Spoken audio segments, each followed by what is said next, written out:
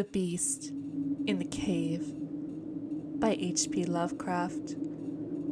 The horrible conclusion, which had been gradually obtruding itself upon my confused and reluctant mind, was now an awful certainty. I was lost, completely, hopelessly lost, in the vast and labyrinthine recesses of the Mammoth Cave. Turn as I might, in no direction could my straining vision seize on any object capable of serving me as a guidepost to set on the outward path. That never more should I behold the blessed light of the day, or scan the pleasant hills and dales of the beautiful world outside, my reason could no longer entertain the slightest unbelief. Hope had departed, yet, indoctrinated as I was by a life of philosophical study, I derived no small measure of satisfaction from my unimpassioned demeanor. For although I had frequently read of the wild frenzies into which were thrown the victims of similar situations, I experienced none of these, but stood quiet as soon as I clearly realized the loss of my bearings. Nor did the thought that I had probably wandered beyond the utmost limits of an ordinary search cause me to abandon my composure even for a moment. If I must die, I reflected, then was this terrible yet majestic cavern as welcome as a sepulchre which any churchyard might afford, a conception which carried with it more tranquillity than despair. Starving would prove my ultimate fate, of this I was certain. Some, I knew, had gone mad under circumstances such as these, but I felt that this end would not be mine. My disaster was the result of no fault save my own, since unbeknownst to the guide, I had separated myself from the regular party of sightseers, and, wandering for over an hour in forbidden avenues of the cave, had found myself unable to retrace the devious windings which I had pursued since forsaking my companions. Already my torch had begun to expire. Soon I would be enveloped by the total and almost palpable blackness of the bowels of the earth. As I stood in the waning, unsteady light, I idly wondered over the exact circumstances of my coming end. I remembered the accounts which I had heard of the colony of consumptives, who, taking their residence in this gigantic grotto to find health from the apparently poisonous air of the underground world with its steady, uniform temperature, pure air and peaceful quiet, had found, instead, death in strange and ghastly form. I had seen the sad remains of their ill-made cottages as I passed them by with the party, and had wondered what unnatural influence a long sojourn in this immense and silent cavern would exert upon one as healthy and vigorous as I. Now, I grimly told myself, my opportunity for settling this point had arrived, provided that want of food should not bring me too speedy a departure from this life. As the last fitful rays of my torch faded into obscurity, I resolved to leave no stone unturned, no possible means of escape neglected. So summoning all the powers possessed by my lungs, I set up a series of loud shoutings in the vain hope of attracting the attention of the guide by my clamor. Yet, as I called, I believed in my heart that my cries were to no purpose, and that my voice, magnified and reflected by the numberless ramparts of the black maze about me, fell upon no ears save my own. All at once, however, my attention was fixed with a start, as I fancied that I heard the sound of soft approaching steps on the rocky floor of the cavern. Was my deliverance about to be accomplished so soon? Had, then, all my horrible apprehensions been for naught? And was the guide, having marked my unwarranted absence from the party, following my course, and seeking me out in this limestone labyrinth? Whilst these joyful queries arose in my brain, I was on the point of renewing my cries, in order that my discovery might come the sooner, when in an instant my delight was turned to horror as I listened, for my ever-acute ear, now sharpened in even greater degree by the complete silence of the cave, bore to my benumbed understanding the unexpected and dreadful knowledge that these footfalls were not like those of any mortal man. In the unearthly stillness of this subterranean region, the tread of the booted guide would have sounded like a series of sharp and incisive blows. These impacts were soft and stealthy, as of the padded paws of some feline. Besides, at times, when I listened carefully, I seemed to trace the falls of 4 instead of 2 feet. I was now convinced that I had by my cries aroused and attracted some wild beast, perhaps a mountain lion which had accidentally strayed within the cave. Perhaps, I considered, the Almighty had chosen me for a swifter and more merciful death than that of hunger. Yet the instinct of self-preservation, never wholly dormant, was stirred in my breast, and though escape from the oncoming peril might but spare me for a sterner, more lingering end, I determined nevertheless to part with my life at as high a price as I could command. Strange as it may seem, my mind convinced of no intent on the part of the visitor, save that of hostility. Accordingly, I became very quiet, in the hope that the unknown beast would, in the absence of a guiding sound, lose its direction, as had I, and thus pass me by.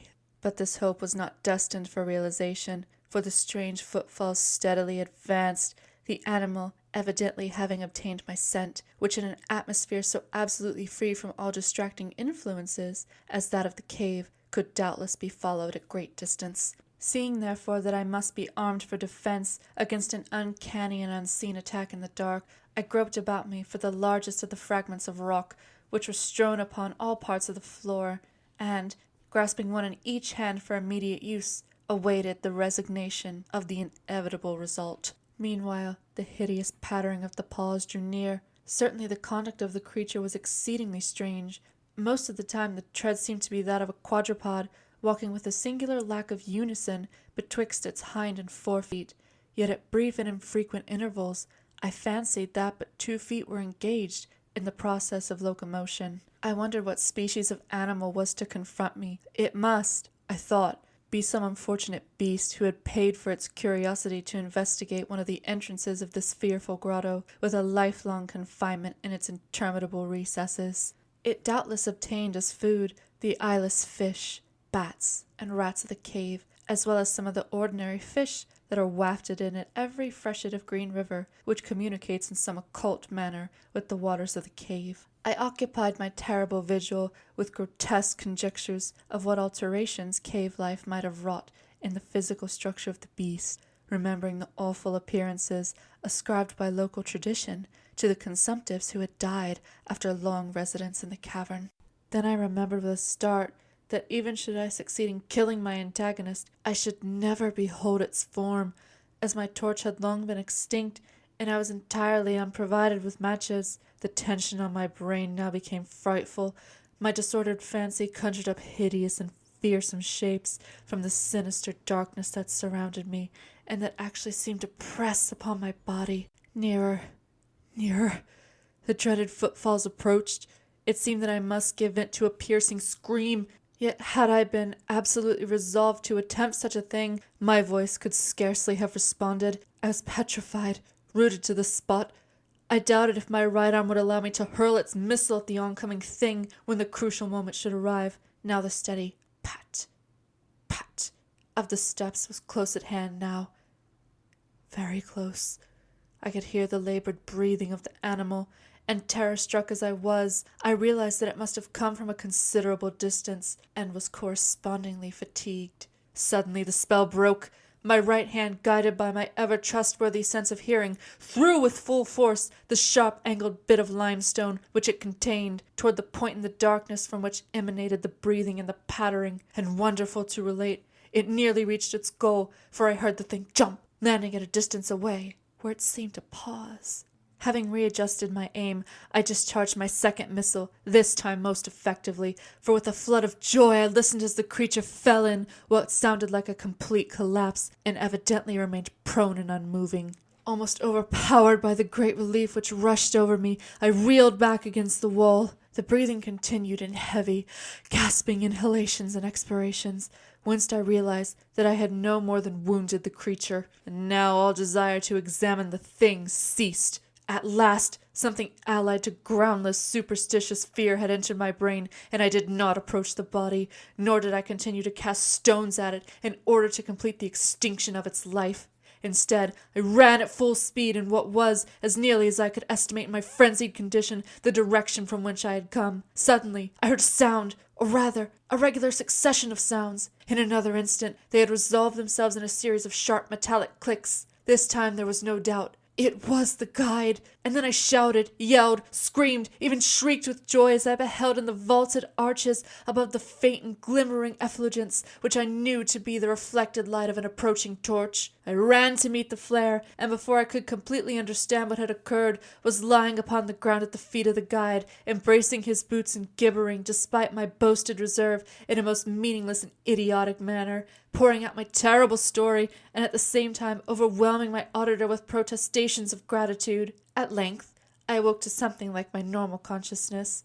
The guide had noted my absence upon the arrival of the party at the entrance of the cave, and had, from his own intuitive sense of direction, proceeded to make a thorough canvass of the by-passages just ahead of where he had last spoken to me, locating my whereabouts after a quest of 4 hours. By the time he had related this to me, I, emboldened by his torch and his company, began to reflect upon the strange beast which I had wounded, but a short distance back in the darkness, and suggested that we ascertain, by the rushlight's aid, what manner of creature was my victim. Accordingly, I retraced my steps, this time with a courage born of companionship, to the scene of my terrible experience. Soon we discovered a white object upon the floor, an object whiter even than the gleaming limestone itself. Cautiously advancing, we gave vent to a simultaneous ejaculation of wonderment for all of the unnatural monsters either of us had in our lifetimes beheld. This was in surpassing degree the strangest. It appeared to be an anthropod ape of large proportions, escaped perhaps from some itinerant menagerie. Its hair was snow white, a thing due, no doubt, to the bleaching action of a long existence within the inky dark confines of the cave. But it was also surpassingly thin, being indeed largely absent save on the head, where it was of such length and abundance that it almost fell over the shoulders in considerable profusion. The face was turned away from us, as the creature lay almost directly upon it. The inclination of the limbs was very singular, explaining, however, the alteration in their use which I had before noted, whereby the beast used something of all fours, and on occasion but two for its progress. From the tips of the fingers or toes long nail-like claws extended. The hands or feet were not prehensible, a fact that I ascribed to that long residence in the cave, which, as before I mentioned, seemed evident from the all-pervading and almost unearthly whiteness so characteristic of the whole anatomy. No tail seemed to be present. The respiration had now grown very feeble, and the guide had drawn his pistol with the evident intent of dispatching the creature, when a sudden sound emitted by the latter caused the weapon to fall unused. The sound was of a nature difficult to describe. It was not like the normal note of any known species, and I wondered if this unnatural quality were not the result of a long continued and complete silence,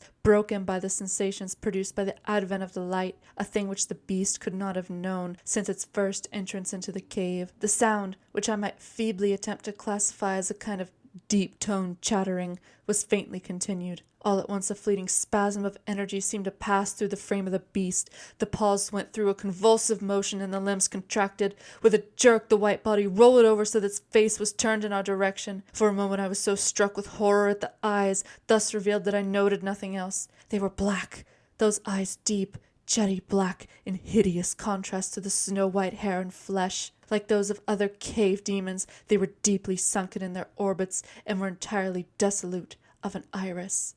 As I looked more closely, I saw that they were set in a face less pronounced than that of the average ape, and infinitely more hairy. The nose was quite distinct. As we gazed upon the uncanny sight presented to our vision, the thick lips opened, and several sounds issued from them, after which the thing relaxed in death. The guide clutched my coat sleeve and trembled so violently that the light shook fitfully, casting weird moving shadows on the walls about us. I made no motion, but stood rigidly still, my horrified eyes fixed upon the floor ahead. Then fear left, and wonder, awe, compassion, and reverence succeeded in its place, for the sounds uttered by the stricken figure that lay stretched out on the limestone had told us the awesome truth. The creature I had killed, the strange beast of the unfathomed cave, was, or had at one time been, a man.